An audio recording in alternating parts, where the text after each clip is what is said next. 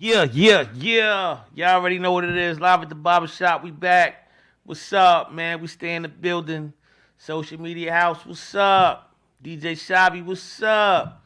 Lalit Medi Spa. Y'all already know what it is. Go get your facial. Go get your Botox. Go get your derma fillers. Wifey love you. What's up? Multi hustle. Y'all already know I keep my urban swag on, son. My bro just left. My big little bro. But yo, we got a special interview for y'all tonight, man. I hope y'all ready, you know what I'm saying? This is my brother, son. Yo, me and this guy go way back, son. I mean, like, some people be like, yo, that's my sandbox, and they be like, this my day one, and they talk that. But this is my friend, son. At the end Right. of the day, this is my Right. good friend. And I ain't gonna hold y'all no more. We got my boy, Preacher's son. What up, gang? What's good? You know what it do. Love you, Hallelujah. man. Praise the Lord. Praise the Lord, son. The love of the Lord, right? What's That's good what I'm with talking it? about. Like, you see, I like that smile you got. Uh-huh. That smile is impeccable because that right there, your gums couldn't grin that much if your heart wasn't that happy. Ain't no way. Yeah. It ain't no way though. Ain't no way. A smile like that can't be a fake smile. That smile gotta come from a grin that's on the inside of your gut. Mm-hmm. Because your mouth wouldn't open that wide to grin that Talk hard. to him. It's like I'm gonna express how I feel from my heart through my smile. Yeah. And your smile ain't even big enough because you stretching it so much to say, listen, I love him. Yeah. This is my guy. I love you, man. Yo, let's start off, man. You done been around some hip hop, son. Yeah. Let's talk about how it was growing up on that street to see the level of hip hop. You can shout some names out if you choose. Yeah, you know I gotta pay To- homage though. Go ahead, talk the talk.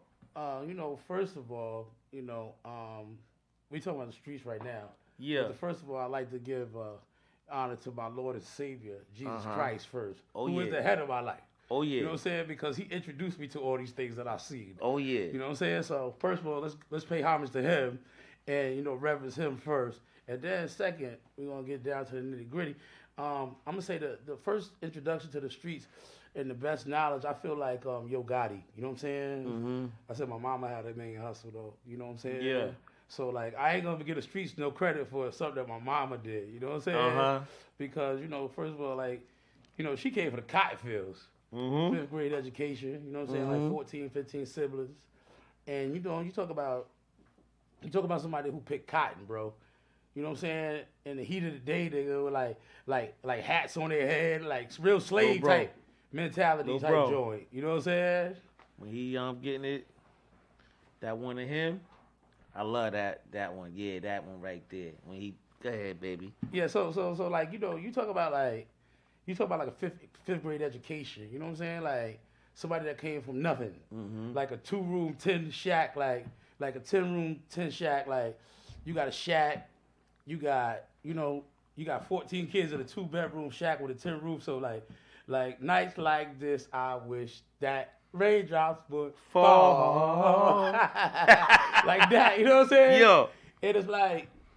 You hear the raindrops or whatever falling, but you got 14 kids in there probably with a wood burning stove, and you got little kids in there, you know what I'm saying, that's going out and pick cotton, and you talk about a little girl like that get out of school and she drop out at 5th grade because she got to stay home with moms, you know what I'm saying, to help her raise the rest of the kids and all that, you know what I'm saying, and so then you get this transition that's made where Yeah. they start to migrate, up north, you know what I'm saying, Uh-huh. they heading to Brooklyn, New York, stuff like that now, you know what I'm saying. Oh, that's where they touch first? Yeah, because my dad, I'm from Brownsville. You know what I'm Okay. saying? My dad, I'm Brownsville. I'm from Okay. Brooklyn.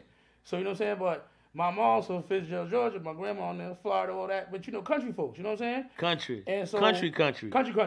Like raccoons eating raccoons and possums. Stew. Still, like squirrels. So, like me, that's why I stay humble because I came from nothing. You know what I'm saying? Not meaning that I didn't come from nothing because you can buy school, but you can't buy class, though. Yeah. So even though they had no money, they had class though. So let's not get it twisted. Let's not equate poverty, you know what I'm saying, with being ignorant. You know what I'm saying? Poverty ain't got nothing to do with being ignorant because Okay. you could have no financial stability, but you could have mental class, moralistic values that you can't buy at a store no matter how much money you get. Okay. You know what I'm saying? You ever seen a rich man with a poor man's mind? You see what I'm saying? So there's a lot of people like that, bro. got rich pockets, but their mentality and their morals and values are poor as a bum. So no matter what they do, no matter how much money they get, they never get the result they looking for. That's a fact. You know why? Because they're not resilient. Hold on, JoJo. I ain't trying to cut you off, but you trying to take over live at the barbershop, man. Nah, I'm just saying, like, I'm keeping it real with my guy. Like, I don't know nothing. I don't know how to be. Listen. Yo, people, he trying to take over live at the barbershop, man. Let me take my coat off. All right, let's get loose. Because we gotta take the coat off, man, because it's getting hot in there. Let's get loose. Yeah, it'll get a little hot. Yeah. Let me take my coat off, because I ain't come here for a showcase. I'm here to talk a little bit. Yo, we here to talk a little bit. I ain't gonna hold you, boy. I love you like cooked vegetables. Man, you listen, man. Let me say this. Thanks for pulling up the live at the barbershop. Listen, my whole thing, my theory is like this. My theory is like this. The proof is in the pudding, right? Yeah. And the truth don't need no defense. That's a fact. Nick, you done showed me for over, let me see, about 30 years. About 30 years, you have shown me your loyalty. I've been around your kids since they was born. Your wife before y'all even knew each other, and your lean back that way. This way. Yeah, so I can, because the mic is all in your face when right there. So right there is perfect. Gotcha. So, tell me when you're ready. You ready? All right. So my thing is like, I've been around you from day one. Yeah. Like, it's a couple people. Like, see, I take the claim to fame when it comes to this, not in gratification for myself, right? And not in pride either. But I like to be able to say that nobody knew him before me. Yeah. There's a couple guys that I can say that about, because a lot of people came outside and they say, "Oh, we outside." We was outside. We've been outside. Outside. And see, it's been validated because, listen, not that we trying to say that we need to be sanctioned by mankind, but let me say, credibility goes a long way. Yeah. You know what I'm saying? And credibility is when people could come around and say, you know what? No, I've seen the transition because I understand the beginning of the story. But how could you understand the end of the story when you never knew the beginning of the story? Facts. And it's always live at the barbershop. Come on, that's why I'm here. Let's clap it up for that. You know what I'm saying? That's why I'm here, because I watch, and I'm very observant. It's not like I'm home sleeping, like I'm hibernating. Yeah. Like I know what's going on in the cities, and I'm from the streets at the end of the day. But see, I'm just here to break a barrier, though. I'm here to break a barrier. I'm here to break a barrier that nobody never broke before. Yeah. And see, my lane is my lane. And my lane ain't nobody else's lane. I didn't choose to do nothing that nobody else choose to do. You see, my thing that I got right here is a little bit different. Yeah. You know what I'm saying? And see, certain things in life, like when your daddy met your mama and they became intimate and you was born, they chose each other. You didn't choose them. Yeah. But the purpose came out of them when you came out. You see what I'm saying? So when the purpose came out, when you came out, whatever the vision was for the futuristic world that was going to come about and some greatness had to be in it, guess what? They birthed you. Talk to him. I'm just trying to tell you something that's real. Talk to him. You see what I'm saying? So a lot of people don't understand that, bro. And that's why it's time for like real people to come outside, because, you have to make a declaration. Yeah. You have to make a declaration and say, you know what? I can't sit back and just watch the whole world falter and not feel responsible. Because I know the truth.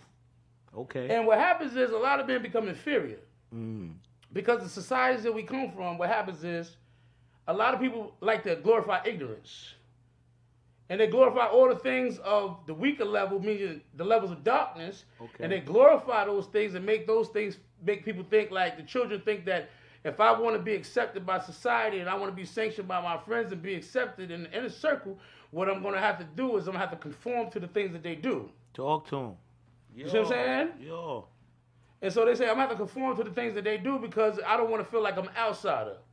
But let me tell you something. That I look at every great man that ever lived in this world, whether it comes from biblical standpoints or whatever standpoint it came from. God ain't never had 10 men doing one thing at one time. It was always one man. And a lot of people don't understand that because a lot of people are afraid to stand alone. They're afraid to stand alone because the simple fact is people feel lonely. And they feel the need to have people around them because look at Luther Vandross when he made his song. What is a house? It's not a home if there's nobody there. Yeah. You see what I'm saying? So you got the biggest house, you got the most money, you can have all that, but what is a house that's not a home though? And so what happens is people start to feel the need to have people. That's why people got dogs for. That's why people got cats. First line of defense. Because and not only that, because in a house where there's only one person, there's no other spirits that's roaming around it, so there's no feeling in it. So it's gonna feel eerie. Because now you're checking and listening for all different types of things in the air. But what happens is when it's capacitated with people in it, it feels like a sense of security. Because in all actuality, security is they got to see somebody else before they see me. Talk to him. That's a fact, though. You keep talking, baby. You know what I'm saying? You got the floor. So my whole thing is like when it comes down to the nitty gritty, you're gonna be deterred from all of your dreams if you worry about society's opinion, bro. That's like me right now. A lot of people gonna look at me and say, "Oh, what is he talking about? He talking about he gonna preach the word of God? How is he gonna preach the word of God? Yeah, I said the word. You say he fake. But how am I fake? We was talking about that earlier. You know what I'm saying? It's like a person that believes in God, a person that's preaching the word of God. Yeah. You know what I'm saying? Yeah. And they talk to people that's on their level. Right. And the person sees that person like, oh, he a street dude and things of that nature. Right. How do you go through that? See, my thing is, and let people see like, my thing is, it ain't even about that. I don't have insecurities. Okay. I don't have insecurities, and I don't care about what nobody think about me. You never did. You know why? Because if you go around worried about what somebody else's expectation is on your life, that means you're gonna forever live to please people. I live to please God.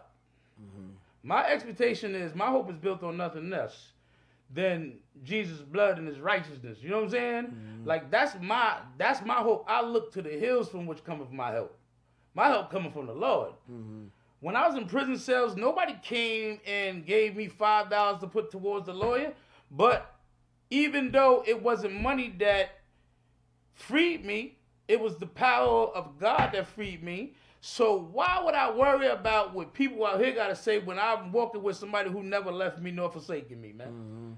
When he has made himself real to me. Like, you don't know what I saw when I was laying on a prison bed, in a cell, on a gallery with 50, 60 different men, and all you hear is cling, cling, cling from cell doors closing, and you inside of a cell, and you praying to God for your family, that you make it home to see them, that your moms don't pass away while you behind prison bars, that your child don't get molested by one of your cousins or somebody when you behind prison bars and you're not there to protect nobody? Or you thinking about hearing a call from the chaplain telling him that somebody in your family passed away? Like, you don't know how it feels to be kicked out of society. Meaning, like, you've been kicked out of the world. And you're walking around in the midst of darkness with men that is capable of doing all manners of evil. Because if they wasn't, they wouldn't be there. So you living in a demonized whole environment where you dealing with nothing but demonology, bro. And so what do you do in a situation like this when you were raised up to reverence the Lord? What do? You begin to what? Go back to the things that you was taught by the ones that love you. And what was that? Pray. And so now what happens is, through trial and error, God reveals himself and he starts to become real to you. And he doesn't start to hide his face no more. And he starts to become evident in ways that you can't deny him. Right? And when you can't deny him and you start to look at the situation, you say, the Lord just sent me that money. Yeah. The Lord just made sure I got that phone call. The Lord just made sure I had toilet paper over there because I didn't have nothing. The Lord just made sure that I slept later and didn't go to the yard today because that riot was out there. And it could have been me. The Lord could have allowed that to be me.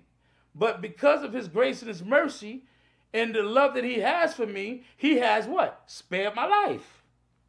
And that's my whole thing. My thing is like, what matter do we have with anybody that has a concern about defamating something that they see is for the good? We already know that we wrestle not against flesh and blood. but against principalities, Talk to him. rulers of darkness, Yo. spiritual wickedness in high places. Mhm. So we when we become Keep going. when we become elevated, man, when we Oh, become yeah. elevated, right? Oh yeah.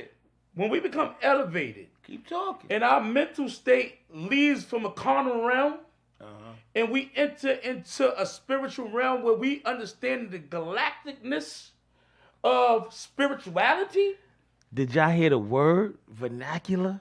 profound. Huh? Praise the Lord. Bring it back. Remix. When that. I said, do you understand the galacticness Uh-huh. of spirituality? Because if you start to think with a spiritual mind, you'll start to realize the ghosts that you're afraid of at nighttime that's coming in your house, the bad ones, that there are good ones. Mm-hmm. And you'll start to try to reach out to the good ones, Yeah. to the good spirits that's all around you. Why does everybody say they reverence the Holy Spirit, but as soon as you tell a person, I think it's ghosts in this house, they say, what, I'm getting out of here. Yeah. But how you going to be afraid of ghosts when you said you got one in you? Cause the movie said it. Because the movie said it. The movie said it. People watching movies. Too many movies. Man, listen, man. My thing is like, me per se, I think like this. I'm like, God is so real to me, it doesn't even matter with opinion because nobody's there to help me. Mm-hmm. See, when a man don't got nobody there to help him, and nobody believes in him, and everybody thought that this was going to be a failure, but you know what the Lord said, right? He says, what the devil meant for evil, I turned it around for the good. Yeah. And see, nobody knows the transition. See, that's why they got this thing they call progressive sanctification, bro. Mm-hmm. Because nobody knows about, see, that's one thing about people, right? They don't have no patience, and they don't know the art of law. The art of law is to just sit back and just watch and observe and see what's going to become for something. Because you know how they say the horse that used the bathroom first, Mm-hmm. he the one that don't use the bathroom last. The one that sometimes that you may think that God might not be pleased with, you might not know the transition that they're going to just for the sake of others, though. Mm-hmm. You know, I said, let every man pick up his cross and follow after me. So if Jesus sacrificed his life for you, right? And he says, if any man be in Christ, he is a new creation. All things are passed away, and behold, all things become new, right? Mm-hmm. He says, if you abide in me, and I'm going to abide in you, right? So what that means is that if Jesus says that he's going to be in you, and when you open that door and say, come into my life, he says, I'm going to come into your life, and I'm going to be inside of you. So now, if you got the same Jesus from Nazareth, right? Uh-huh. And you got this guy, and this is the thing about it. They crucified him, right? Facts. So now you got the same dude, right? That everybody walking around and hated him, right? They was jealous of him, right? He had all this power, right? He was like Jay-Z in his day, right? Yo, so he was like Jay-Z in his day, right? So my thing is like this, right? If he was famous like Hov and one of them, that means that he had a lot of haters. Mm. That means he had a lot of jealous people of him. And they didn't want to just crucify him because he was saying he was the son of God. No, he was messing up the money. Because now, when people didn't go to the temple, guess where they went? They went to the seashore. Yo. So they wasn't dropping that bag off over there no more. You see what I'm saying? But see, when they tell you about this Jesus guy, right? They're going to tell you about this guy that, oh, he was this guy. Oh, Hail Mary, full of grace. No, that wasn't him. He had a cloak on. You know what a cloak is? A cloak is a hoodie. Mm. He had a hoodie on. He was sitting in the middle of the square, right, in the courtyard, and he was over there with tax collectors. They was known as the sinners, and he was drinking wine with them. Tax collectors getting that money. Listen, they was getting the money, and they said, Yeah. look, all the haters was sitting around him, Yeah. and they was like, oh, look at him. He's sitting with sinners, with drunkards, and he's a wine bibber. Mm-hmm. So Jesus, he said, John the Baptist, you know, he ain't never came, he ain't eat nor did he didn't drink nothing.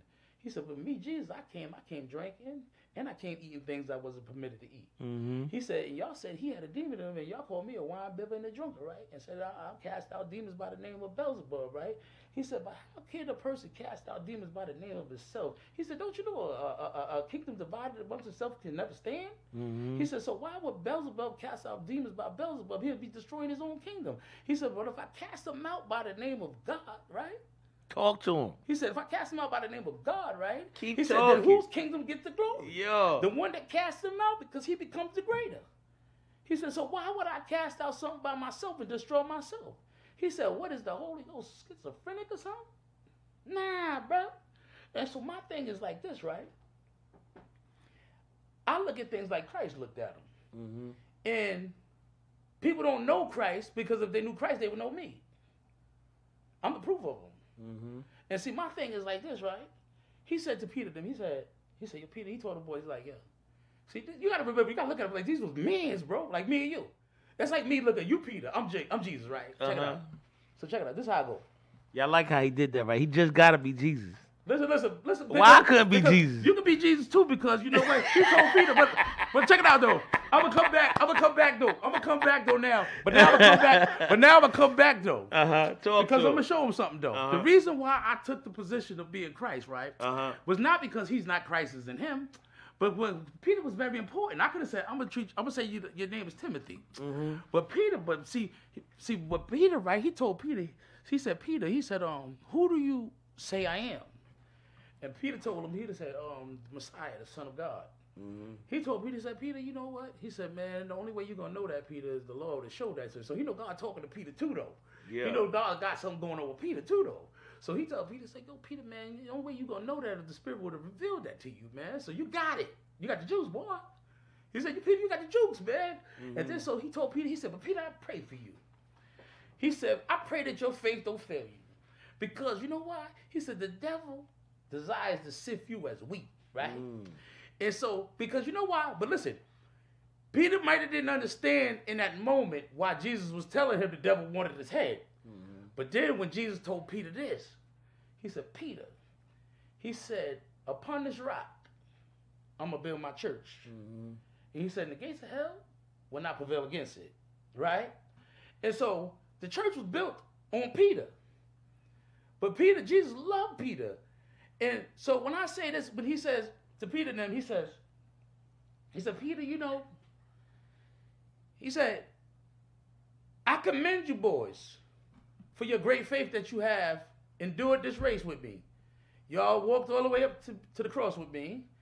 And even though you denied me, I know you did it because you was afraid, because you see what they was doing to me, and you knew you couldn't take this type of torment because the Father didn't prepare you for this. Mm-hmm. He said he prepared me for this.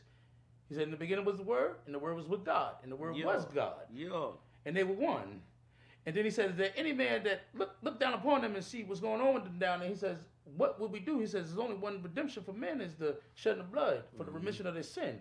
He said, anybody that's willing to go, and then the Word became flesh. And then the Word spoke and said, prepare me a body, and I go. Yeah. That's what the Word said, right? And so now, when he looks at Peter, right, and he tells Peter, he says, you know, Peter, like, this thing right here is going to get a little rocky for you. Mm-hmm. This thing is going to get a little rocky for you. And the burden that you're going to have to bear sometimes is not going to be just for yourself. Yeah. And sometimes when we going through tribulations in life, we not understand that you got children that you sacrificing for. Mm-hmm. You have friends that you're sacrificing for. If I had not been through the things that I've been through in my life, how could I see what the detrimental things that's happening in my family's life that I can step in the gap and say, no, don't do that right there, because if you trust in the Lord with all your heart, talk to him, and you lean not on your own understanding, keep going, and you acknowledge him in all your ways, oh yeah, then he gonna direct your path, son. Dumb out. But this is the thing that people don't get. Talk to him. Because see, you see, it said the just shall live by faith. Uh-huh. See, most people can't live without money in the bank. They're going to have a nervous breakdown because they're going to worry about tomorrow. If there's a $1,500 bill due, and I got to have this money by tomorrow, and I have no resources, I have nothing to sell, where's this money going to come from? Mm-hmm. What they're going to say? They're going to say, man, you better get out there and start working. They're going to say you're going to get some work. But look. You gotta get out there and start working. They're going to say you're going to have to get some work for my man. They're going to go get some work for their man, but let me tell you something. Like I know. Hold on. See, this is why I like to get a little, this is why I like to get a little arrogant at. Yeah. And this is why I like to get a little boastful at. Working. This is why I like to get a little arrogant, I like to get a little boastful at right here, right? Because you can't whoop me. And the reason why you can't whoop me is why, I'm going to tell you why I like this, right? Talk to him. Because I was praying to the Lord one day. Uh-huh. And I told the Lord, I said, I want to feel unique. I said, Lord, I want to feel unique. He said, well, you ain't going to never feel unique as long as you're playing on the same ball field as everybody else. Mm-hmm. So I said, what you talking about? I was selling drugs at the time. He said to me, it don't matter if you're selling a 20 or you're selling a brick. You're still in the same game. He said, a man can't look at you no different than him when you're still in the same game. He said, but when you step out the game, and you step out of the game, and then you get in the lane where no man is taking, and he's afraid to take the right route because he don't believe in his mental capacity to be able to do nothing but something that's easy. Talk to him, Pop. And he said, and then on top of that now is, he said, many are called, but few are chosen, right? Yeah. And then he said, you are one of the only ones that I see. Not talking about you now, Peter. He said, you are one of the ones that I see. No, they that see you me. Might, I'll force you. Look, man. Look. Check it out, though. Check it out, though, man. Look. Check it out, though, man. Check it out. See, you know how to wait. Yeah. You know how to be patient. Yeah. You know what it says? It says, a fool and his money shall soon depart, right? Uh-huh. But then again, it says something like this, right, man? What does it profit a man to gain the whole world and to lose his soul? Yeah. Right? That's a fact. Check this out. You got these fools, right? They'll sit up in prison.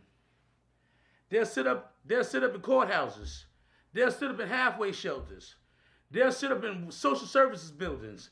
And they'll sit up in all these places and wait for these people to give them something, right? But the last resort, and sometimes the final that they still don't give an opportunity, they'll never be patient and trust God to do nothing, though.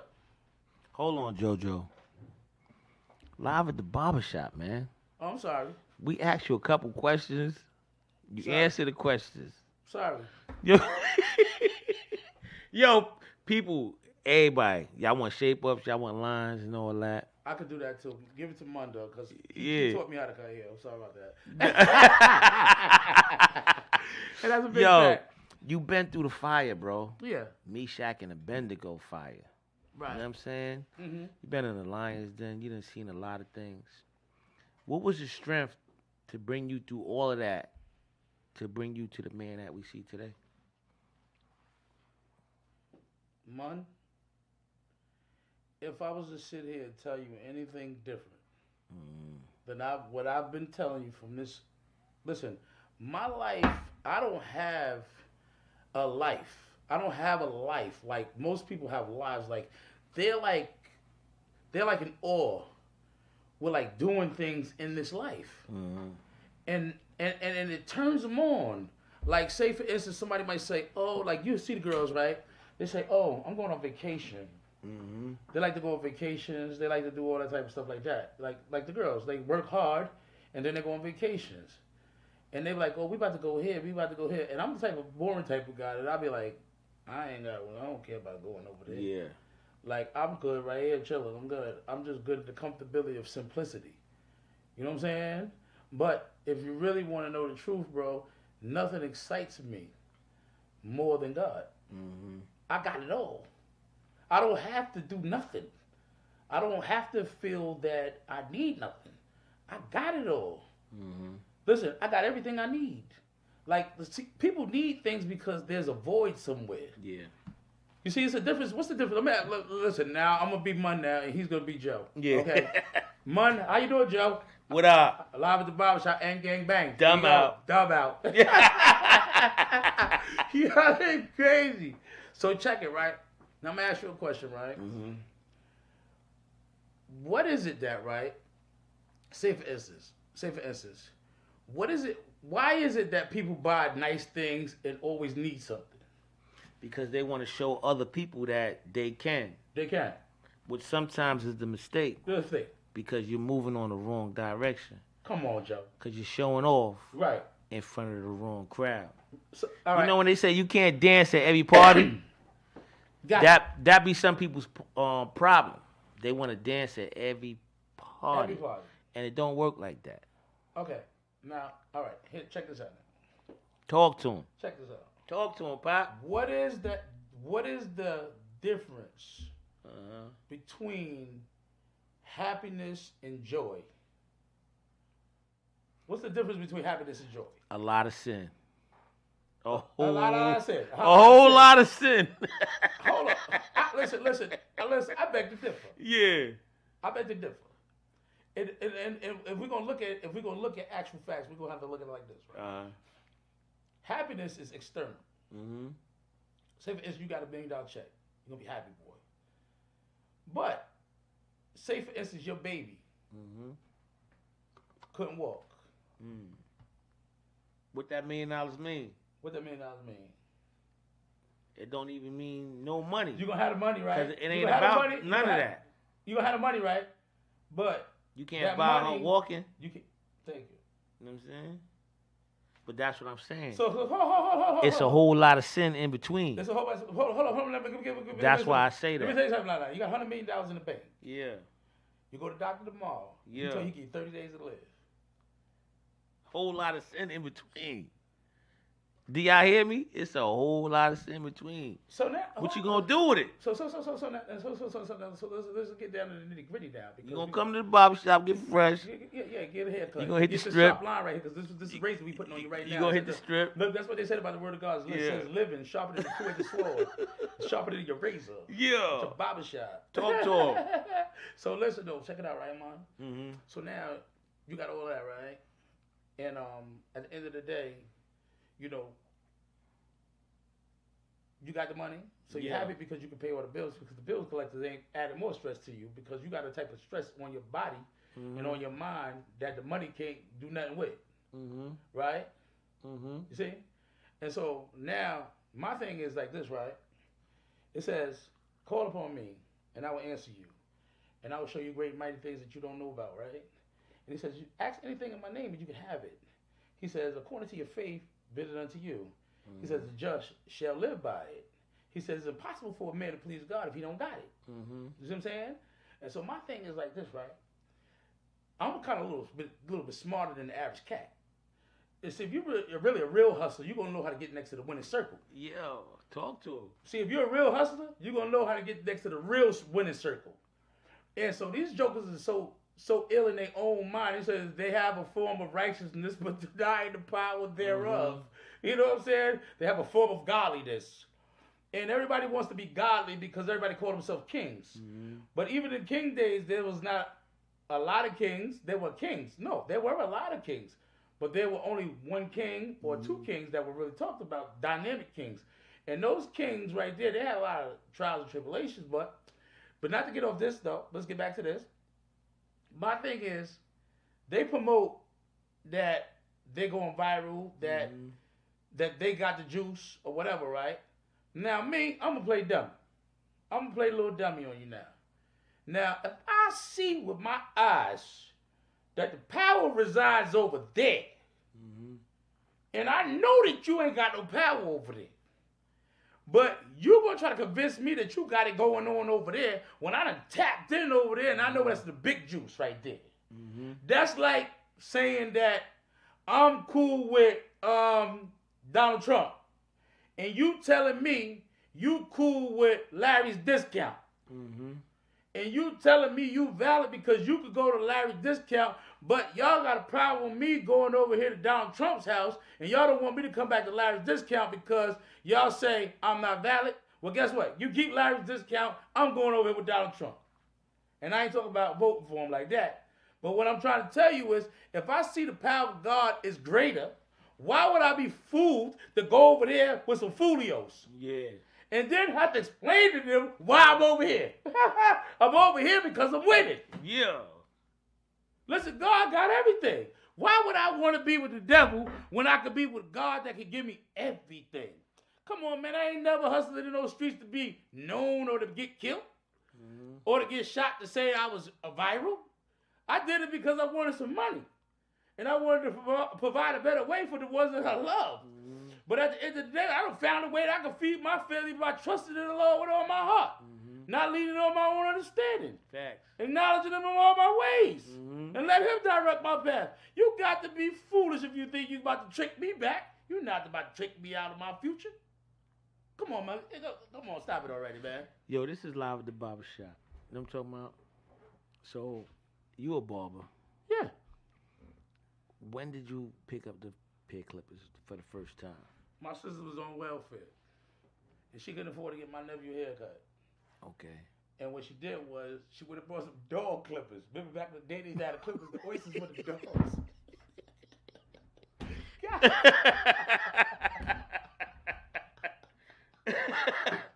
Yeah. Yo, man. Yeah. She would have got the Oscar dog clippers. Uh-huh. And so every time, right? You know, my sister he had baby daddy. She got 5 kids while he in jail.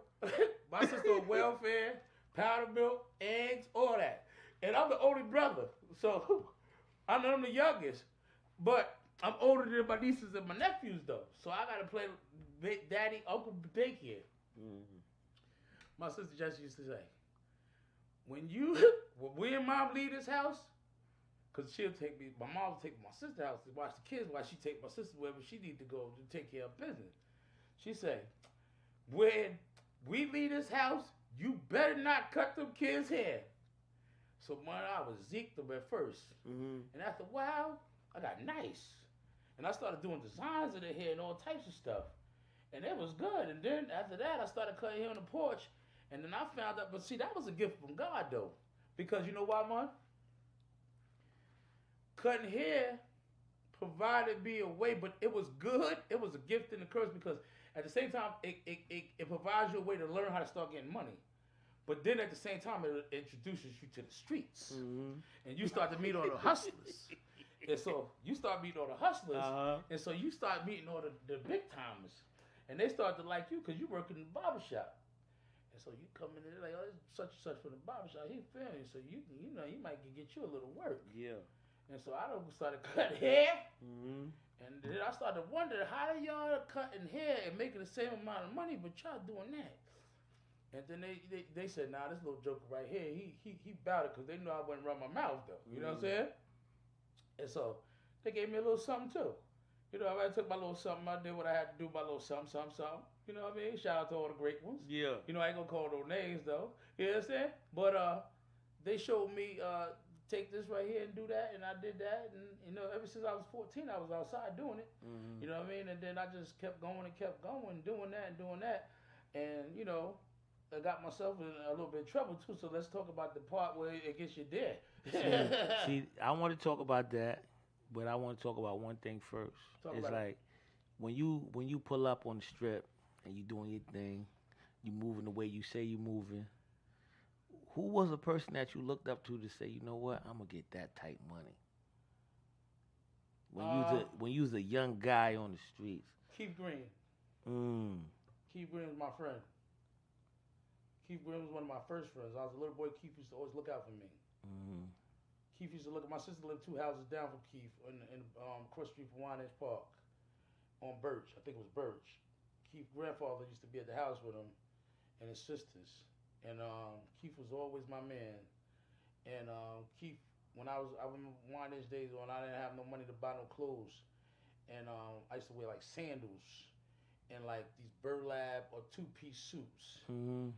And Keith had this van at the time. It was called Van Glorious. It was green. Ooh, talk about and it. He had like four 12s in the back of it. Mm-hmm. And he used to always open the side of the door. Me and Mr. James at the barbershop, and he used to park in front of James barbershop. And I would always get a chance to just sit in the back seat, the back of the truck, and just sit there. And then after that, he got rid of the van, and he got this brown Delta. And I remember at first he didn't have no running boards on it. It was gold running boards, and he put some gold running boards on it. And he used to let me stand on the running boards, and I used to stand on the side of the car on the driver's side door, and we used to just talk. Okay. And he used to be my man. He used to always look out for me. And I remember the morning that he got killed. My sister lived 2 houses down. I came out the house, and I went down the house, and they had the yellow tape, and he had Todd's truck backed in. He had a red rum truck at the time. It was backed in the driveway like on a slant. And when I went down there, and they told me, they said, yeah, Keith got killed last night. And that was my man. I was only like, I'm serious, like, bro, I was like probably like 12, 13 years old. I ain't gonna lie, I seen pictures of this guy, and when you talk about hip hop, you talk about all Who's that guy? Yeah, going up to He wasn't my peer though. Dapper Dans and all that type he thing. He was Alvin and them peer. Him, Alvin, Taheem and them. They was all peers. Those was Well, let's friends. talk about Alvin. Oh man. Alvin is like our bro. You know what I'm saying? Sure, that guy's crazy, man. So Alvin is like the guy. When you, I Yeah. don't know if y'all know Yeah. about hip hop. You talk about Alvin Tony. You talk about Bad Boy. Yeah. You talk about things of that nature. You know what I'm saying? Yeah, Like yeah, saving the whole club. Yeah, Alvin. If you could say anything to Alvin right now, what would you say to Alvin Tony One right thing now? I tell Alvin if I see him right now, if I was to talk to Alvin right now, I wouldn't tell Alvin. I wouldn't really say nothing to him. I really wouldn't have nothing to say to him. The reason why I wouldn't have nothing to say to him because I know what I need to do. I know what I need to do. I know what he taught me to do.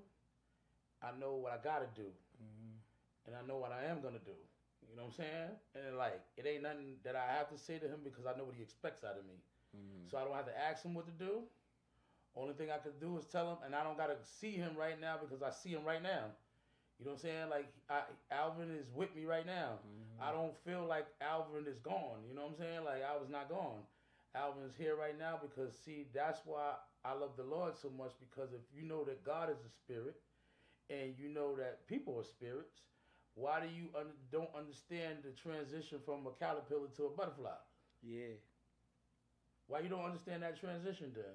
God gives you examples of things that happen in life. Why do you think he made a caterpillar turn to a butterfly? Yeah. He lets you know that you're going to be crawling on the ground in a physical place, but once that thing comes out of that cocoon, it's going to fly in the air. I ain't trying to cut you off. Go ahead, yeah. But it's live at the barbershop, man. Yeah, man. We got to ask a question. You say a question. All right, I answer the You question. say a question, you answer the question. I'm sorry because Yo. I just don't know what to do.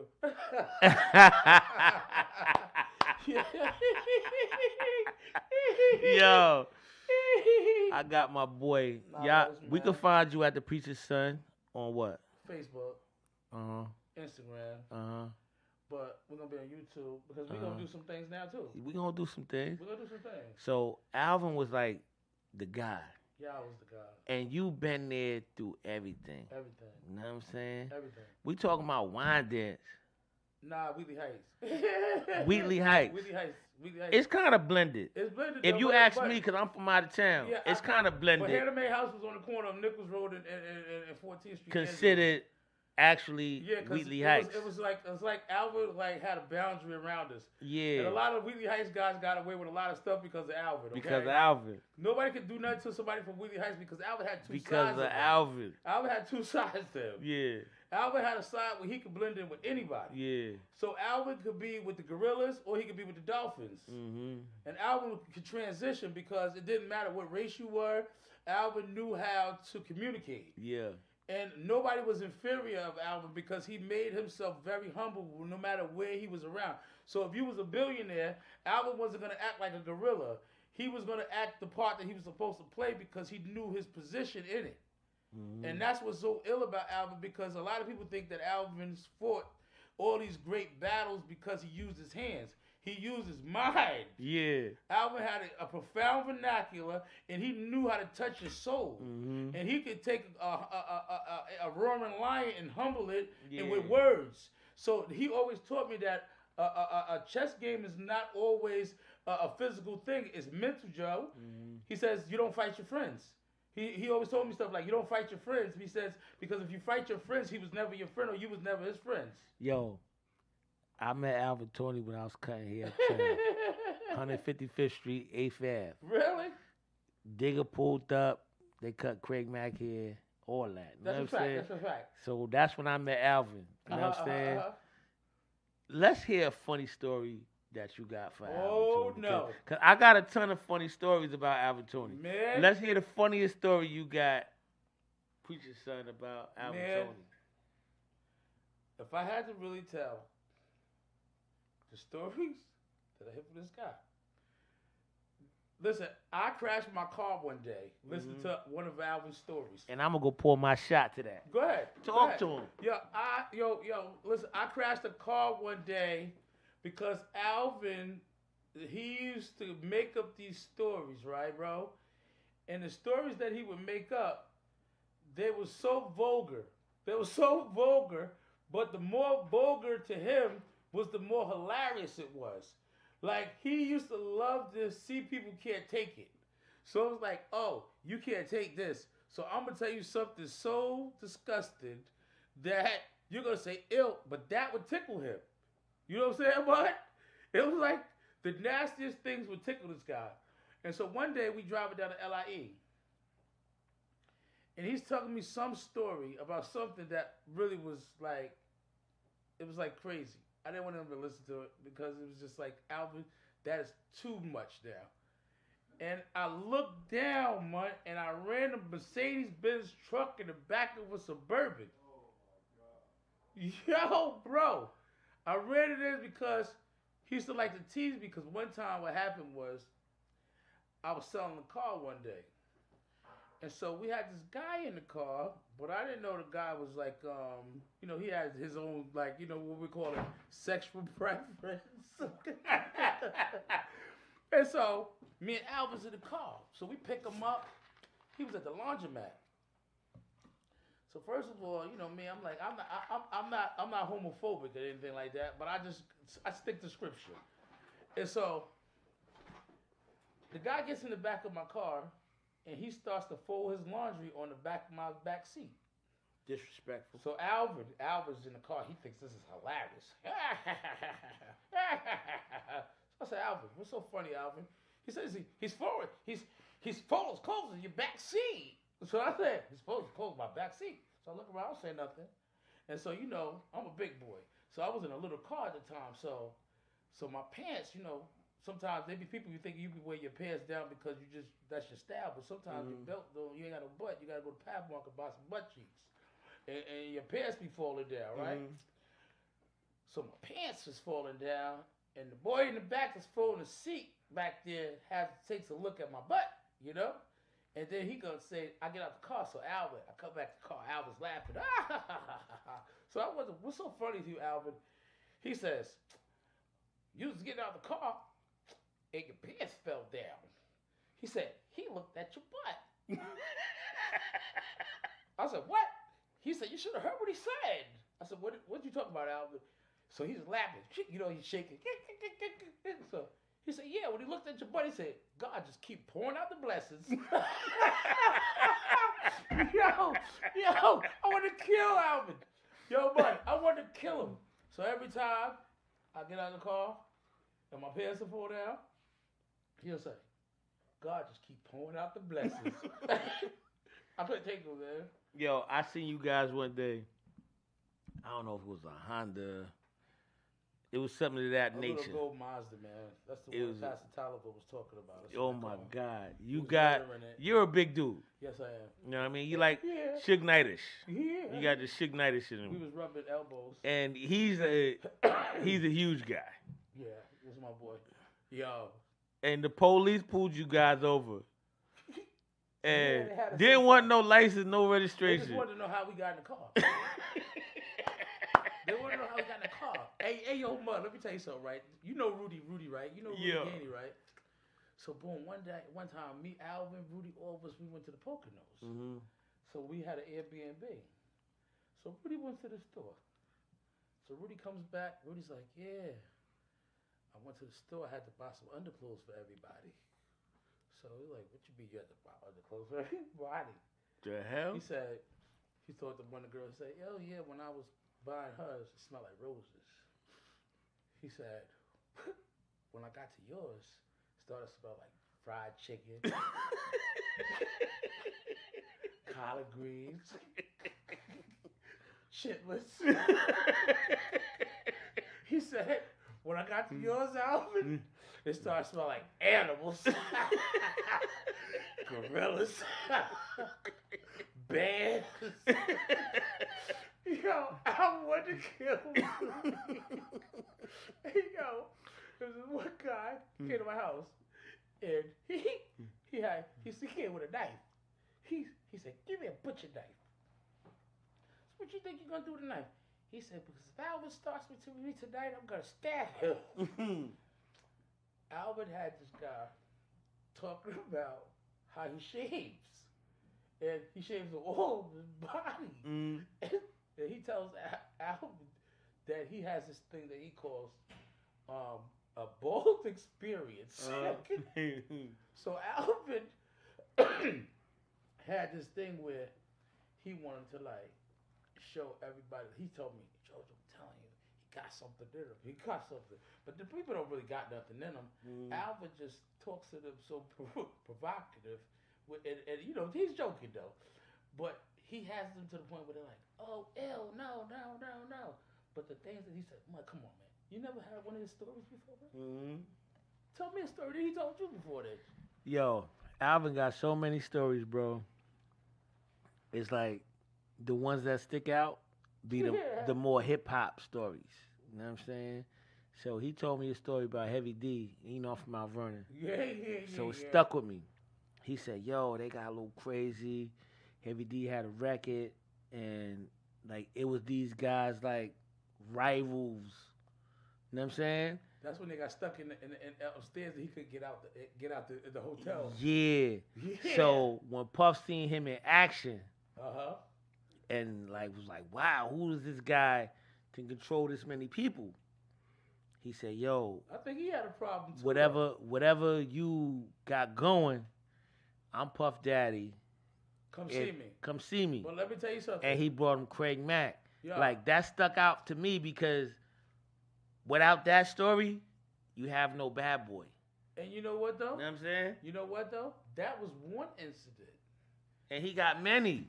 The Mike Tysons, it goes on and on.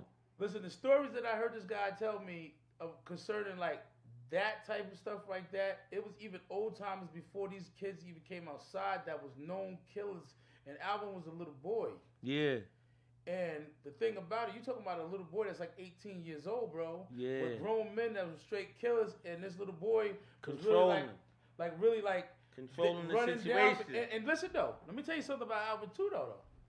See, a lot of people don't know Alvin never had a fight based on his own. Yeah. Alvin never had a fight. Protecting somebody else. Every fight Alvin ever got into, it was based on a friend. Yeah. Alvin protected his friends. He never had a problem. Nobody never did nothing to Alvin. He protected his friends. Mm-hmm. He was very protective over. Listen, he didn't like bullies. Facts. Alvin would cry. If you see Alvin cry and a tear roll down Alvin's eye, he was upset. But Alvin had been through so much mental turmoil growing up as a kid. Mm-hmm. You know what I'm saying? Like Alvin seen his own dad kill his mom. Yeah. You see what I'm saying? Alvin seen tragedy. Saved the guy from Gaga Lake. It was not and the two twins. It was two brothers that was swimming in the lake over here, and one died, and he saved the other one. Saved one of them. You know what I'm saying? Even 50 Cent himself, saved his life. You see what I'm saying? Like Eric, everybody, he saved a lot of people's lives, man. And Alvin Jermaine. was like Jermaine too. He's like a guardian angel. Yeah.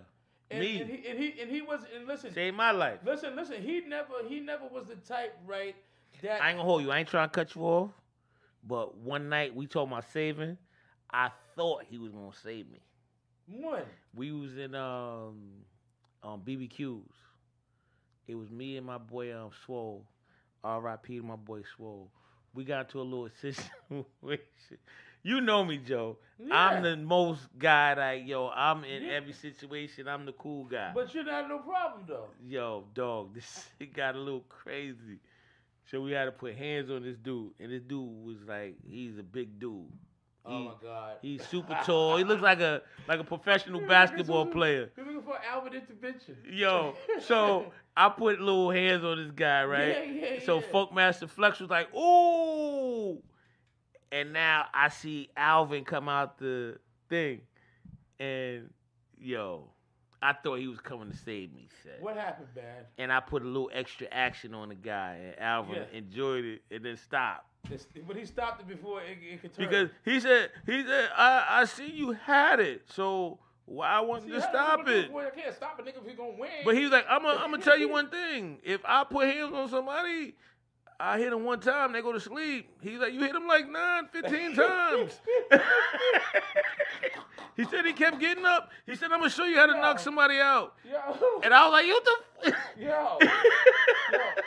You know, Alvin told me he never got hit in his face not ever one time in his life. Facts. Not ever one time. Facts. Never one time. Facts. Alvin was like, you know the scariest part of my life? He said, I don't know what happened. Somebody really did hit me. Yeah. He said, I never got hit before. That's crazy. Yeah. But you know what it was though? He was never in the wrong when he had to do what he had to do. He never did nothing out of ill intentions. He never did nothing. And Alvin would never do nothing wrong. He would have to be in a detrimental state. Yeah. And it had to have something to do with his kids. Yeah. Like it had something to do with his wife, where he had to be a man. Yeah. And he had to do whatever he had to do to provide a way. Yeah. He would never just do something because he was a foul, greasy person. He wouldn't do that, bro. Yeah. Like, there are many times me and him that got into it. But then at the end of the day, but one thing about him, he taught me so many true values, like how not to owe people. That even if you owe a person $50,000, bro, if you see him and give him $500, it shows that you're putting forth an effort to do something right, bro. And he always told me, he said, if somebody owes you money, he said, if they're showing you they're trying to put forth the effort to give it to you, don't never put them in a position where they have to feel awkward and feel like they have to do something that hurt you. And that's hip hop. That's hip hop right there. Yo, facts, man. That's a gem. Yo, he taught me all that, man. Like I look at a lot of stuff that, man, like Alvin was like a mentor to me, and he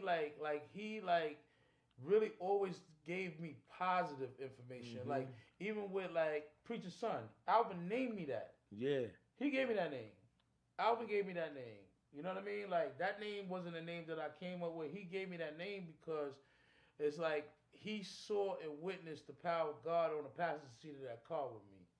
Like, me and Alvin been through ups and downs, and we rode in that car together, and we seen God work. And a lot of people didn't understand how much of a believer he was. Mm-hmm. And Alvin was not even the person that people have remembered him from being in the EPM days or whatever the case may be, but he was a total different person. Like, he wanted to go to church. Mm-hmm. He prayed.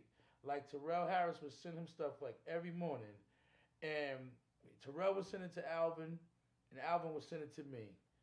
And he would always tell, I know about that man upstairs. He used to tell me all the time, he said, I ain't making home off that road over there. He said, you don't know I used to be on my knees praying to that man upstairs, and that man sent me home off the road. Mm-hmm. So, like, that's why, like, a lot of people, like, they talk about, like, all the things like that, but my remembrance of Alvin is the times that we shared together and we both loved the Lord together.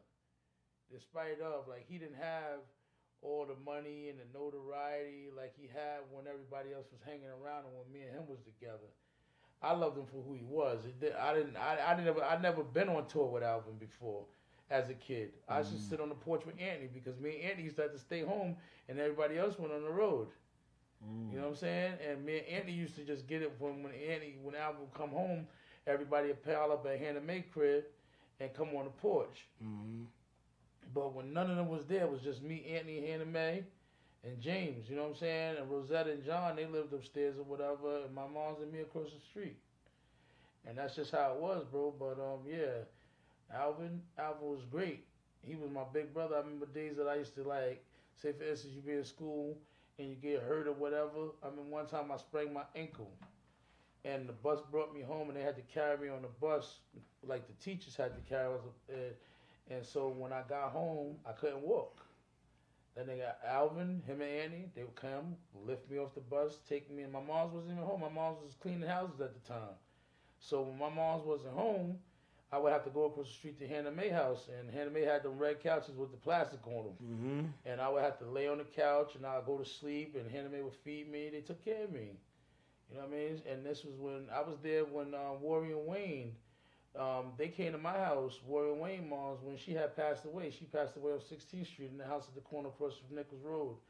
And me and Wayne and Warrior had been friends because we was the same age. Alvin was older than us, him and Johnny and all of them. And, you know, they came down the block, running down there and talk about how when Josephine they found their moms passed away in the house. So it's a lot of history behind that. We came up in the era where when drugs, when they was shooting heroin, smoking crack. You know, my sister strung out on drugs. You know what I'm saying? They family members strung out on drugs. Aunt Kathy, everybody, you know, going through these situations that they went through. But one thing we always had, we had love for each other. You know what I'm saying? And a lot of times nowadays, the love has gone where the families are not knitted like that together no more. It's all about technology, education, and stuff like that. We didn't have all that, man. We had roaches, man. But we had love, though. Yo, I ain't gonna hold you. Your son is in the hip hop game. Yeah, Bucky B. That's Bucks a Billion, man. He about to do the Ramageddon. Yeah. That's Buck. Let's talk about that, man. Buck, man, yeah. Being who you are, Yeah, and then Buck. saying, you know what? I got another me coming. You know I what I'm respect saying? Buck, man.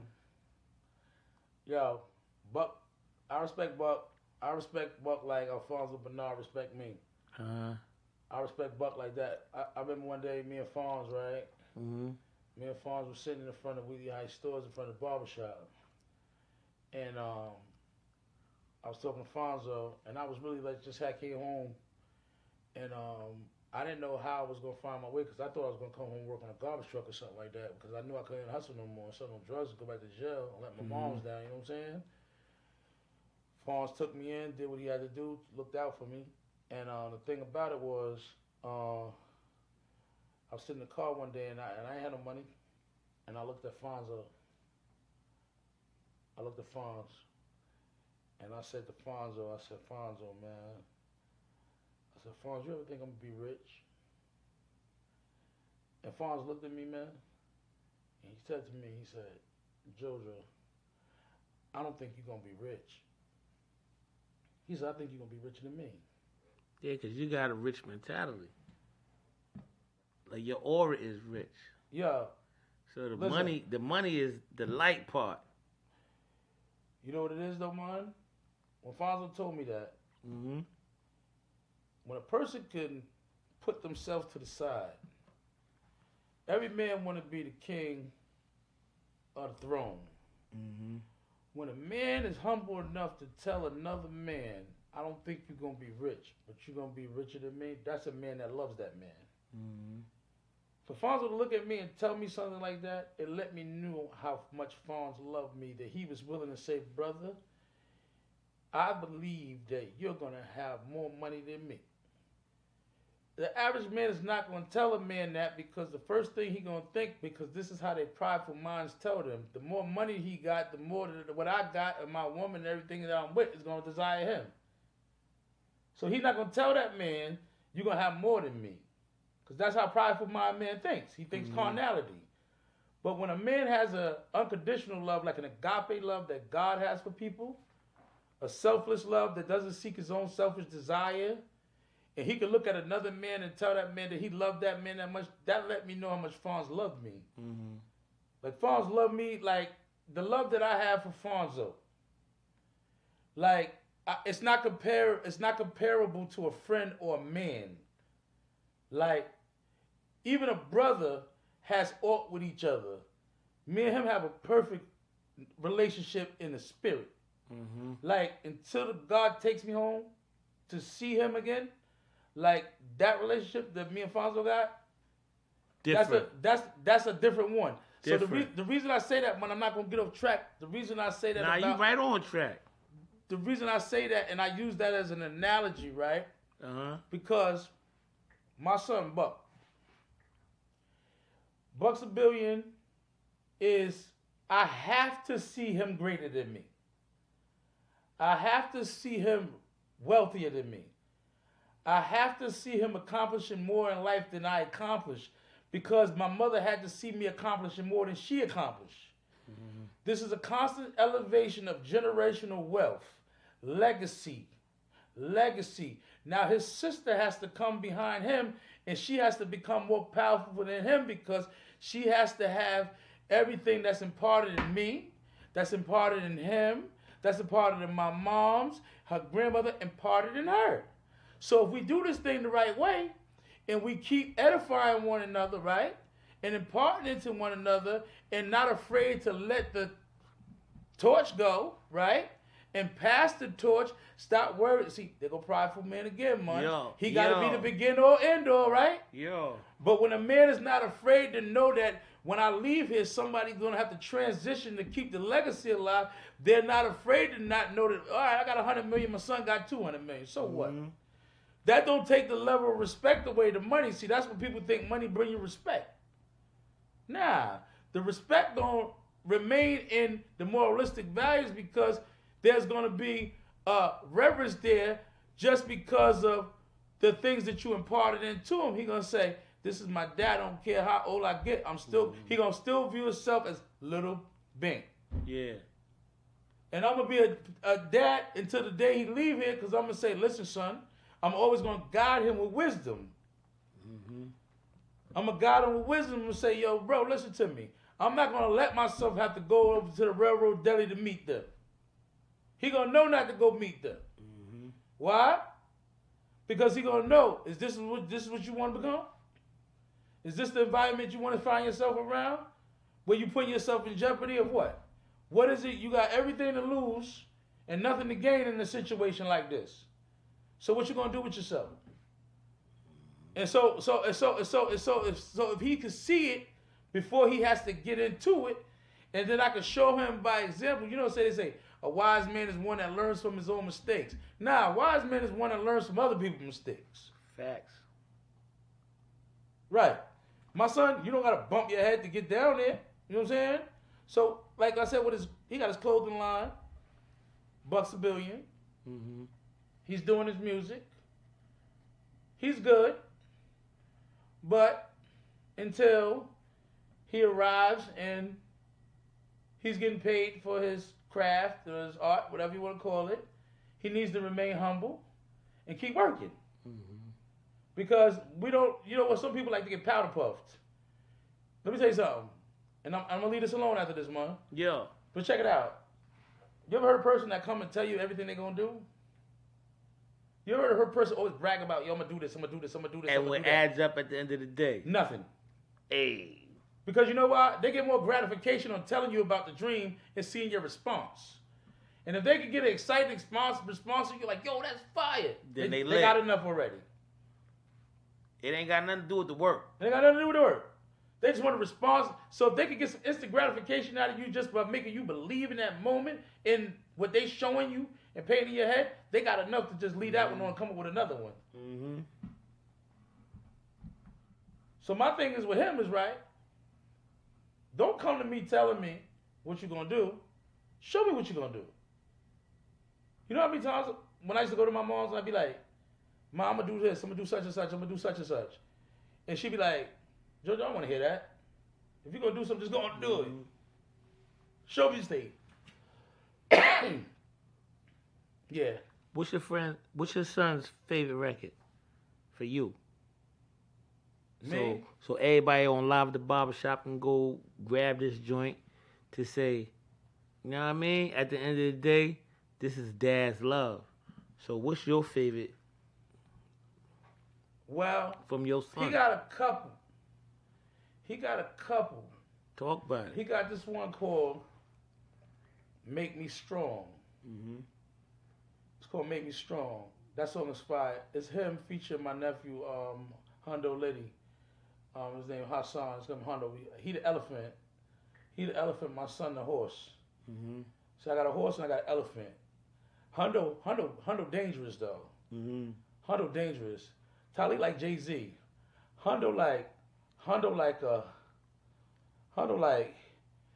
Rick Ross. Like a Busta Rhymes Rick Ross, but like an elephant, bro. And their music is not like just regular music. It's like new music, but it still got that same swag like we had when Hov and Norman was on the scene. Because see, they not talking about getting high, popping drugs. Popping drugs. They talk about getting money. They talk about getting money, living lavish. You know what I'm saying?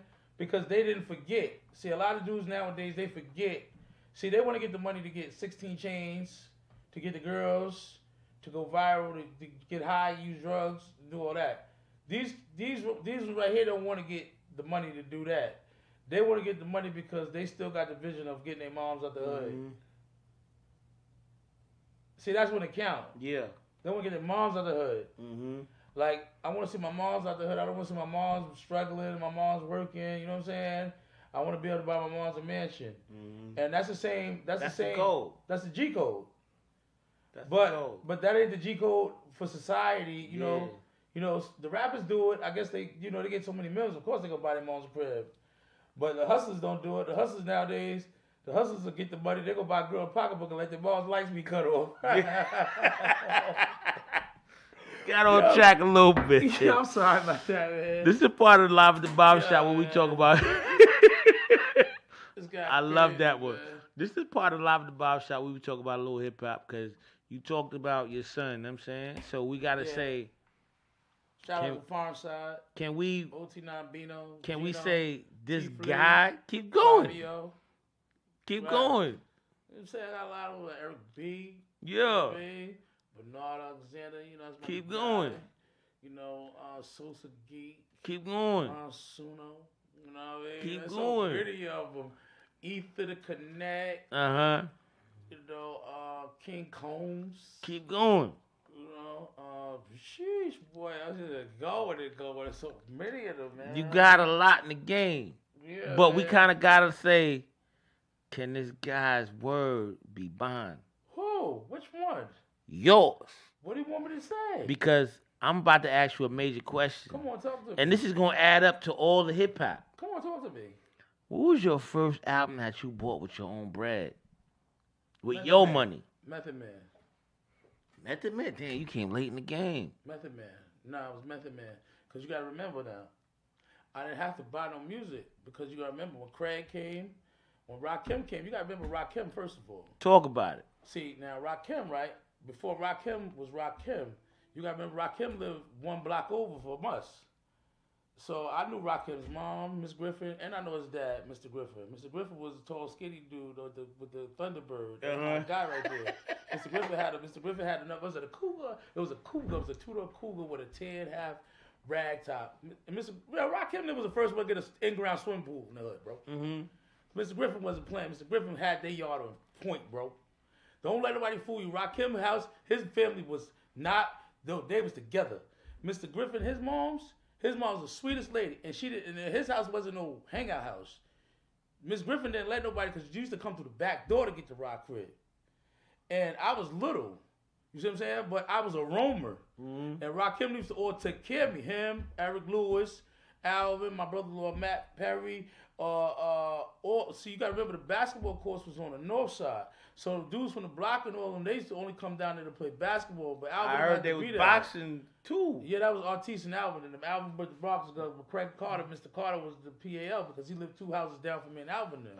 And he was a cop, Mr. Carter, and John and Craig. So it was me, Alvin, and John them. We all grew up on the same block. It was only like 10 houses in the radius. You got to remember. 5 on this side and 5 on this side. And I live here, Alvin live across the street. Craig them lived 2 houses down, you know what I'm saying? Mm-hmm. So it was like our block right there is like you couldn't come, like if you come down our block, there's cars on each side of the block. I come out of the house in Mortartop, Dots Effects outside, sleep in the car. Yeah. Keep going. I come at Ice Cube, he was standing on the corner. Yeah, he outside the corner. I saw Ice Cube when he got his Jerry curl cut off at. He got cut off when he came to visit Who cut his Jerry curl off? It was one of them in James Barber. It was the argument that Sky or Soda. It might have been because Soda been around too though. He was around too, but I don't know if Soda was cutting hair at the time. I don't know. Soda was because Soda had at the time Soda had a white Pontiac van Caravan. Yeah. And then Soda, after he got his white Caravan, Soda went him and Felly had a rap group. And Soda used to always have his leather vest on, and Felly have his leather vest on. And then they went and got a G20. They got a cream G20. That's a fact. The G20s was hard at the time. Yeah, the G20. That's what Soda had one. You got to put the little R&B hard on. Yeah, that was hard. The G20s was hard at the time. That was hard, yeah. But see, Soda was a little younger though. They was younger than Alvin, but they was right underneath Jermaine and them. And so Alvin was still the big oldest one of everybody. OG Anthony, everybody, it is. he looked at, he ran the block because nobody could do nothing. None of them. Mike, 40, Mike, was it White St. Mike. Ives and all that was pulling up? Oh yeah, that's when we got those coats. We got those lynch mob coats. We Yeah. got lynch mob coats. Alvin gave us all lynch mob coats at the time, and they had the man with the noose hanging on the back of it, with the St. Ives on it. We all got those coats. Alvin gave all of us coats. I had one. I don't know who I got my coat from, but Alvin gave us all coats. He always looked out for us though, bro. Like he wanted to kill us a lot of times because we used to do a lot of stuff and he used to yell at us. But we was all acting like running from him. He used to come to get us. We used to. I remember one time they had they was calling themselves selling hot cars. And so we were some bad little kids. Alvin wanted to kill us. So we would watch for Alvin and them to come with the stolen cars. And we would go, and in the middle of the night, we'll steal the cars from Alvin and them. Alvin wanted to kill us. He would come chasing us, everything in cars. They'd be chasing us down Main Avenue. We running. One time they had a yellow M3 when they first, brand new, bro. The M3? Man, I'll go, right? So it's this dude, my man Black from Philly. Black used to bring the cars down. So we was walking. We some little bad kids walking to the store. We buying beers and getting drunk in the basement of Terrence crib at the time. So we saw Black coming down Straight Path. So Black coming down Straight Path, we see the M3. So boom, we like, oh man, look at the M3. It's Black. He's so dumb. He gonna wait and throw the peace sign up to us, knowing that we the same guys that steal all these cars for you. And so boom, he gonna park it in my grandma Sook yard, right there at the corner of Nichols and 14th. And so Grandma Sook had a back driveway right there that goes to an apartment right in the back. He gonna think he gonna hide it in there. So we back there, it's middle of the night, Alvin them sleep. We back there, so we figure like, this car's hot wired. So I said, this car's hot wired. So I took the wires and turned them together, and now it's a stick shift. It goes ding, ding, ding, ding, ding. So in my mind, I said, so Go time. You can just pop the clutch. Me and Corey Anderson, MC Murder, we go. I said, y'all push me. They pushed me. I popped the clutch in them mud. Boom. Man, we was out. Alvin wanted to kill us. He was trying to find us for days. We was all in town. We said we was going to Philly to the Greek Fest, bro. He wanted to kill us. He said, when I catch y'all, I'm going to kill you. Andy mad at us too. Andy said, you better bring that car. Bro, you know, Andy thought his LL Cool J in back in the days. He used to lick his lips all the time. I'm telling you right now, you better bring the car right back. I'm going to kill you. We like, y'all ain't going to do nothing to us. Y'all ain't going to do nothing to us. And then they chased us down, on cars. I'm like, nah, you can't just boom, boom, boom. He come around trying to get us. Kill us. He want to kill us. They said one time they gonna tell me, go down there and get in the car. They knew the cops was down there watching the car. They tried to lie me, bud. Man, they tried to lie me, but I wasn't dumb though. I was like, nah, I'm not going to. I was like, go down and get the car. Go get the car. Now, if I go down there and get the car, the cops is watching the car. It's on. Okay, hello. I'm like, nah, I'm not going. I remember Johnny one time. They all had stolen cars. Johnny had a Cherokee. So I said, how they start this car? They used to take a screwdriver and pop it down and start it. So Johnny thought he was slick. He was going to Philly or something. He used to run back and forth. So he parked it at the train station. It was snow. So me and this kid, Mikey Maybank, used to live on 16th Street. I said, yo, my cousin parked that Cherokee. We going to get that. Because Johnny and them, they flexing in these cars. Like, they coming through. They got the triple fat gooses on with the fur on the collar. And they in the Cherokees. The Cherokees popping at the time, bro. Rakim got the paid in full truck. Got the Todd got the Donis, Fat Calvin got the Bumblebee joint. What's his name? Money Al got the green one. Wu got an orange one. And Johnny got a red one stolen. Man, we went to steal the car and the police caught us, man. Yo, what? Why we get away and run across the street? So my man is under the car and the police catch him. Why he gonna say they got us? Yeah, they Yo, got what? us. They got us. Yeah, man. It used to be crazy over there, though, man. Yo, I'm glad that you brought up the cars. You know what I'm saying? Because you're a hip-hop guy. You done been around every car. You done drove every car. You done seen every car. If you could say, you know what? this was my favorite car in hip hop as a whole, what would that car be? Cause I ain't gonna hold you. I ain't trying to cut you off. I'm trying to get you thinking. You can watch a Dumb Out video. Yeah. See some of your cars. Yeah. You watch anything. You see some of your cars. Yeah. You follow you see some of your cars. You got a lot of cars. Yeah. What would be the car that you would say, you know what? That was the one. I ain't never had it yet. Bentleys, Doesn't mean had them all. Trucks, had them all. Beamer Benz and Bentleys, They don't mean nothing. had them all. What was the one? Wasn't never one. It gotta be something. Can't be. Lambo. Never. What's the car? It ain't gonna be one. Life is bigger than a car. But I'm not saying life. I'm Nah, just saying cars. Never. Stanza, Never. Probe. You had the red Probe. Never. The red Probe was crazy. Then- See, if you ask me that question, I'm gonna say the red Jetta, cause that was the most loudest niggerish car. A red car. Sitting on some rims with the red bra in the front. You know what System it's in the back. You know what it is? It's like dressing up with an outfit. What's the outfit?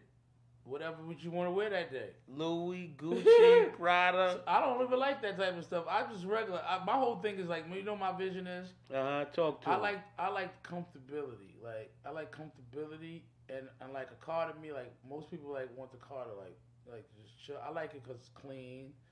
I like it because I have visioned it somewhere in my head. It's like a piece of art. Like it's like when you like cutting hair. That's why you're so good at cutting hair, because you know how to vision a person's hair, how it will look good on them, and that means you got a good set of eyes.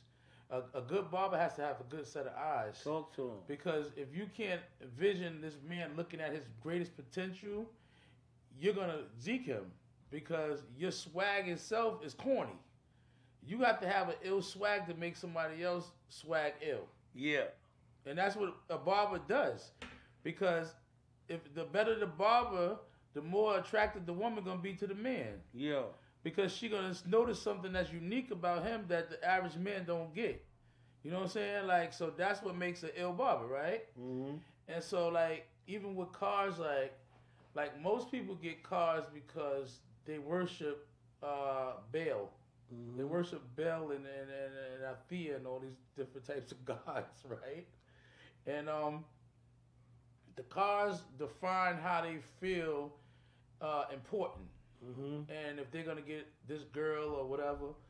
But me, like the average guy go out and he'll buy a 2022. I'm gonna go buy a 1987. Yeah. Because I'm more of quality over quantity. Like you might want to go out because you see the rapper with the new Cartier watch on, right? I'm gonna go buy old school Rolex, old gold Prezi, because I'm more vintage. It's a difference between being rich and being wealthy. You know what I'm saying? To be rich is to just be like you having a lot of things accumulated but a whole lot of debt at the same time. But to be wealthy is to be debtless and to own things that are of an asset that you can have them and pass them down the line to your kids, like a good watch. You might have a Patek Philippe, and that thing might be worth like $1 million. And the average person, like an average person that we know, they will look at it and say, "Oh, I ain't robbing him for that Guess watch." You know what I'm saying?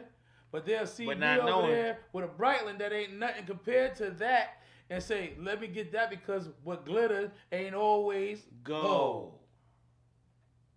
Talk about it. You know what I'm saying? So to rewind that thing, bring it back to hip hop, because you know this is live at the barbershop. Live at the barbershop. So we always gonna ask you this question. Come on. If you would say, you know what, this is my top 5 of all time, dead or alive MCs, how would you answer that? Damn it. Top 5.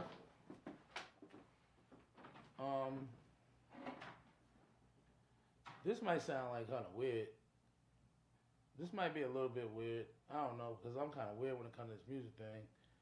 This music thing is like, I got artists that I listen to that is from all around the world. So like it might not just be just like because the artist could have had a song that they made that touched my life in a way more than a song that might went viral in the on the radio or you know or might not never been on the top charts or whatever the case may be. So and there's a lot of them.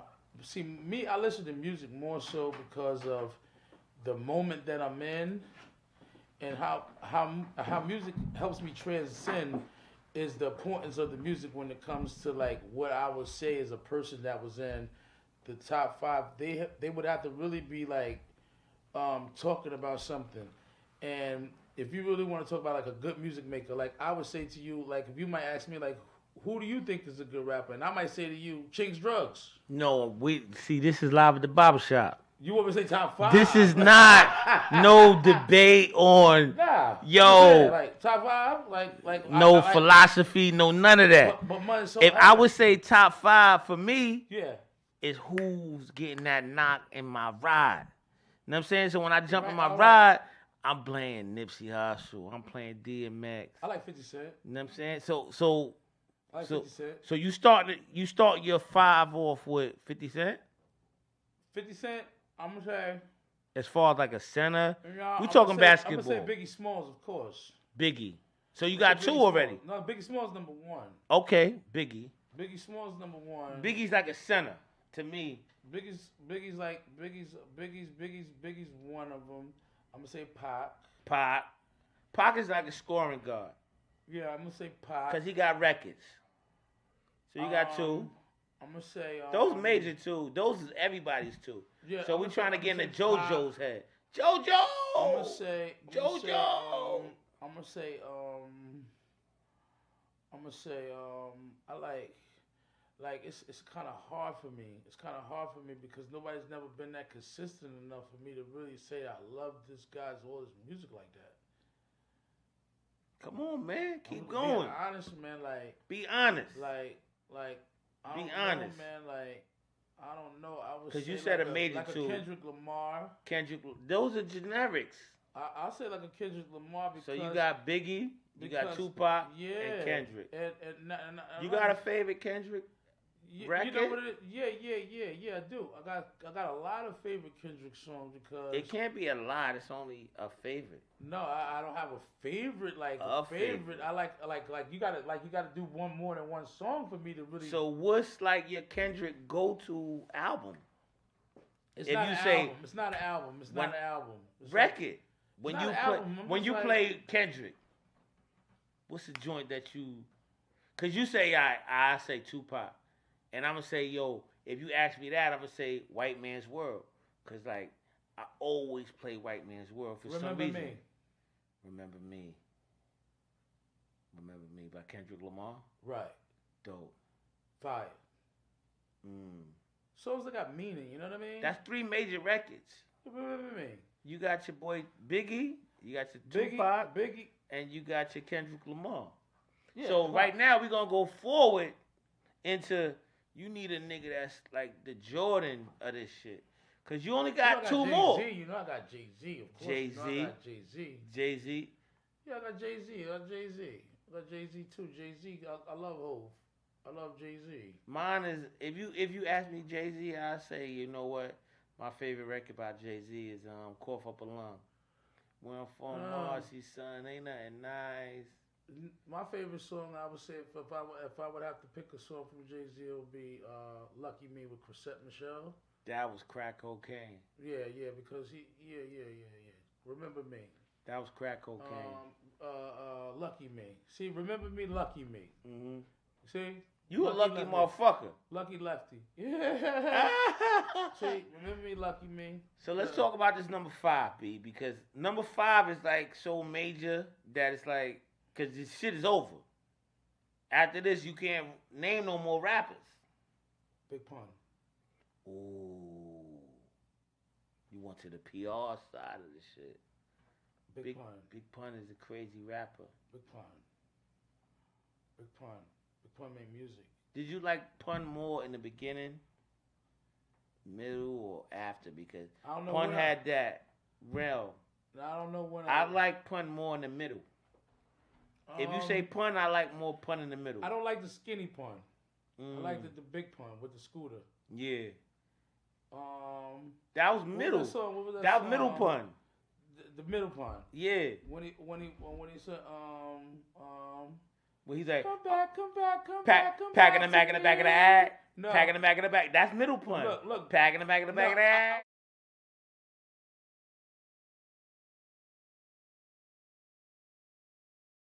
Yeah. That's mid pun. That pun.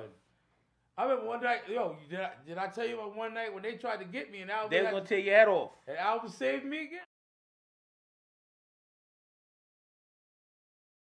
So, everybody ran and left me, but thank God for lightening the legs of Alvin. Because I would have been...